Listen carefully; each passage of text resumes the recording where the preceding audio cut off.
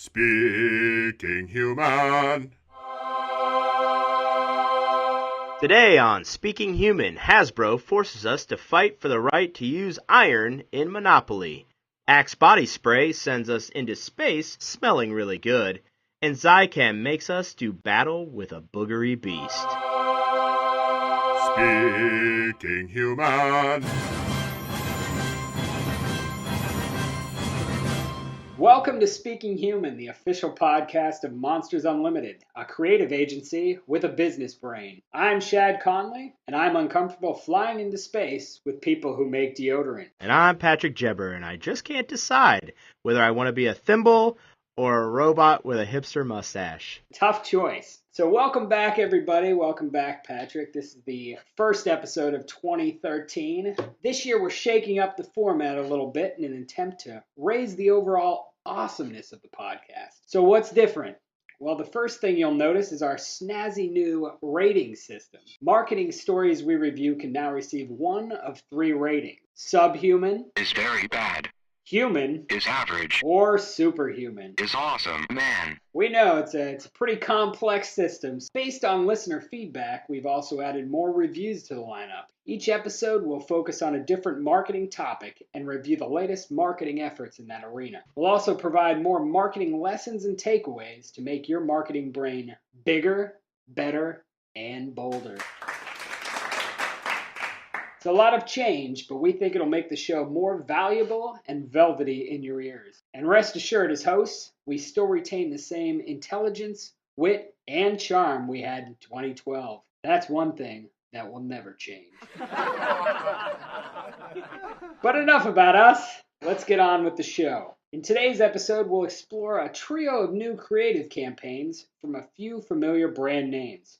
Hasbro, Axe, and Zicam are all taking some new approaches with their marketing. First up, Monopoly. So I'm going to give a little lowdown here, Shad, of the campaign.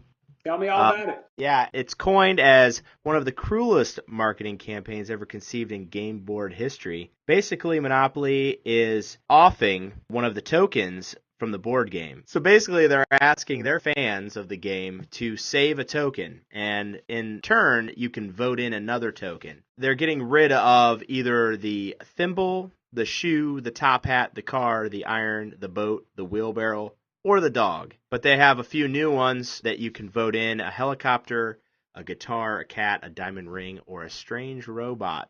With a mustache. With a mustache, that's right. So the whole promotion is save one of your favorite tokens and you could vote for it, and then Monopoly will save that token based on user feedback. I can give you a little update on this too, because I'm looking at some of the data right now. The voting on the token goes through February 6th when they'll announce the winner. I can tell you on the leaderboard right now who's in trouble, and it could be, one of your favorite tokens. The wheelbarrow, not getting a lot of votes. And the iron, also pretty low in the voting. The dog and the race car seem like they'll be pretty safe. What's your take on this, Patrick? What do you think about this cruel campaign Monopoly has put together? I like this. It's a clever way to keep the board game alive. Who really thinks about Monopoly anymore? More than the actual Hasbro campaign, I actually like what Zappos and 9 Lives have done with it. Zappos is got a picture of the Monopoly guy, and it says keep the shoe, and then the 9 Lives has an image of a cat on the board saying save one token, vote in another. I'd agree. I actually like it a lot too. I think, to me, this is what the internet and social media and a lot of branding using those things is all about. It's getting your customers involved. Especially, you think about this, axing one of these tokens, they made it into something when otherwise nobody would have cared about it whatsoever. They even mention, did anyone actually notice when the horse and cannon were removed as game pieces in the 90s? No, but instead they made it now into this contest, where you're voting, you're involved, you're getting to pick the new piece, you're getting to decide what piece gets killed. I think it's a really clever way to, one, draw attention to this game that's been around forever, and two, get people involved, make them feel like they have a say, which is, the whole purpose of social media marketing. It's what it's all about. Let me get your take before we go into our reviews. What piece would you get rid of, and what do you like of the new tokens? For me, it's between the iron, The wheelbarrow, probably. You know why I wouldn't go with the thimble, even though I thought the thimble first, is because it sounds funny when you say it. I feel like I have a speech impediment. But I also used to like, when I was a little kid, I'd put the thimble on my finger. Oh, yeah. But it's the most useless piece. Yeah. The thimble, though, is almost so uncool. It's cool. It's got Yeah, some, yeah. it's got some of that going. The iron, the wheelbarrow don't have that. I'd say the iron's probably the worst piece. You know, I'm surprised they haven't updated more of those, to be honest with you. Yeah, I agree. What do you like of the new pieces? Which one would you pick of those? Actually, I would love the robot. I think the robot's far and away the best one. I like the helicopter too, but I think the robot's got the most character. Yeah, I thought you would have picked the guitar, since you have such a fond love for the guitar. I hate the guitar. My lack of rhythm. So anyways, looking at this campaign, our new rating system, what do you give this? Is it subhuman, is it human, or is it superhuman? I'll rate this little doozy a superhuman. Yeah, I like it a lot. I would also rate this one a superhuman. Like I said, getting people interested in something that otherwise is of no interest whatsoever is pretty amazing in my book. On that note, let's move into our next story. Axe is a maker of body spray and men's care products. They kind of go the sort of extreme angle with some of their marketing, you know, going towards young men with their personal care products. They've teamed up with the famed moonwalker Buzz Aldrin to send 22 people into space. They've launched something called the Axe Apollo Space Academy, and this is an online contest where you can enter to win a trip to space, a suborbital flight in a rocket plane. So that's the contest. They're primarily promoting this through social media. What do you think about this, Patrick? Axe sending people to space. I'll say this, probably because you're thinking it too. I feel like this is a total ripoff from the Red Bull campaign late last year in 2012. We love the Red Bull campaign. Yeah, and I feel like they're riding on the coattails of that. But that being said, I can't say that I'm not drawn to it. I want to go into space as much as the next 12-year-old boy stuck in a 30-year-old something body, right? I really believe it might do well because it's a contest, you know, one that has that once-in-a-lifetime opportunity tied to it. Do you remember that movie Super 8? They launched a similar campaign back when the movie premiered in the 7-Eleven stores, and they called it Check Into Space. It was a promotion. They gave away 10 zero-gravity trips and grand prize into suborbital space. I mean, who doesn't want to do that, right? Do you remember that campaign? I don't remember that campaign. I remember the movie, though, which I really liked the movie. Yeah, the campaign was pretty cool because what they did was you had to check in to 7-Eleven stores on Foursquare. Every Foursquare check-in on a 7-Eleven got you an entry into this contest. I'll tell you what, right around that same time, we don't have any 7-Elevens really in Akron, Ohio, but we were driving to Florida for a family trip, and as I was driving down the freeway, I was actually checking into 7-Elevens because I wanted to go into space. Nice manipulation of the contest. So, I mean, I think it's a great idea. I feel like it's a little bit of a ripoff, like I said, but, you know, what do you think? It's funny you mentioned the Super 8 thing, you know, because that's pretty interesting. And what I like about that and what I don't like about the Axe one is it makes sense with Super 8. Right? Yeah, right. They're taking people into space with a movie that involves space, you know, an extraterrestrial landing. Spoiler alert for Super 8. It makes sense. With Axe, I sit here and I'm trying to make the connection. How does this connect to Axe? And there is no connection. It's just a contest with a unique prize. And it is a unique prize that'll probably draw some people in. But as marketing, it's a total failure. I mean, what is this saying? How does it relate? For me, marketing has to thematically connect to the product or brand, and this just doesn't do that in any way whatsoever. You know, you're talking about deodorant or shampoo and flying into space, and these, to me, are two very separate things in life. I agree with you completely. So, you know, we're laying down our reviews for this one. I got to give it a subhuman. Just does not come together for me. Pretty shoddy marketing when you think about it. Yeah, you know, I keep bouncing between subhuman and human because it's actually a cool promotion. I mean, the actual giveaway is cool. It's what makes me want to teeter between those two. But I would give it a subhuman too, just for the lack of ingenuity and originality.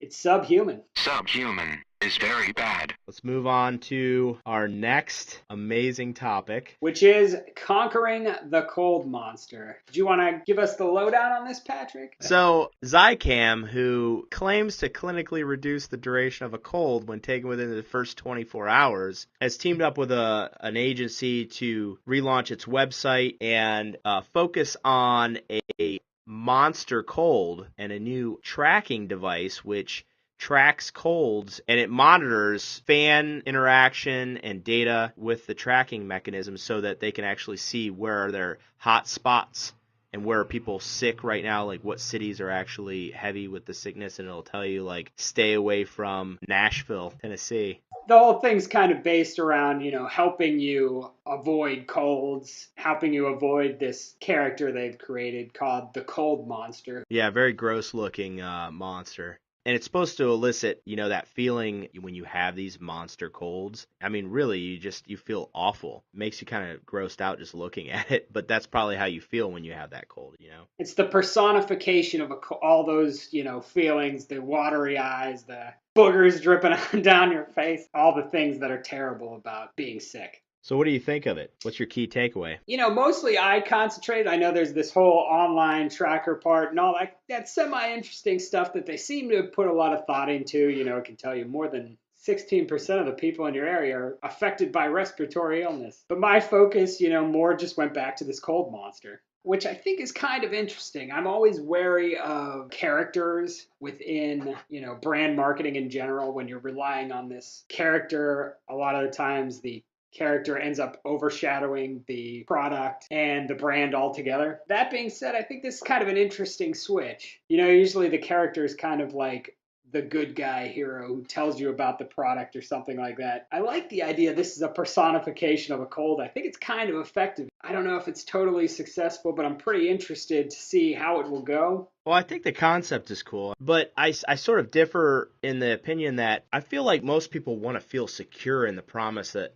their cold will be cured by their product. Good point. And I feel like the monster sort of embodies this negative visual, the thing that you're actually trying to conquer or overcome from the product. I go back to what you said, a visual representation or a character to represent your company is sort of one of those borderline, you have to be really careful because you don't want it to negatively impact what you stand for. The one thing I do like is that, like you said, the information, how they're gathering that data from a technical aspect. I think the tracker is very cool. And the simple fact is you're never going to avoid a cold, unless you stay inside all the time. Oh, no, absolutely. There is a little bit of fear mongering with it when you're like, this many people in your area have this. What do? You stay inside with one of those Michael Jackson masks on? Whereas most campaigns, and brands try to focus on the solution side. This is so problem focused. So what's your, bottom line here? It comes down to review time. What are you giving this from our new innovative rating system? I'd give it a human rating with the understanding that I wish they would have, toned down the fear mongering. Yeah, I think I also fall human on this one. I'm also kind of torn because I really do kind of like the creative. I like the bold approach. I like that they integrated it, across everything. Their print ads, this is their website. They created this whole social media thing. It's a sort of thematically rich and very tied together campaign. But there is, that question, is that negative side of it. Is this gonna turn people off? Even though I appreciate these things about it, I can't quite give it the superhuman. But who knows? Maybe in time it'll really work for them. Yeah. So we hope you liked this episode. That's it for today's show. You can listen to current and past episodes of Speaking Human on speakinghuman.com, our official website. You can also subscribe to Speaking Human Podcast in the iTunes Store. Yes, we are in iTunes, one of the biggest music stores in the world online. In the world. In the world. Email us with any feedback, questions, or inappropriate comments at ideas@thinkmonsters.com. We're really looking for those inappropriate comments, by the way. We'll be back next episode with more marketing chatter. Catch you then, humans. Speaking human.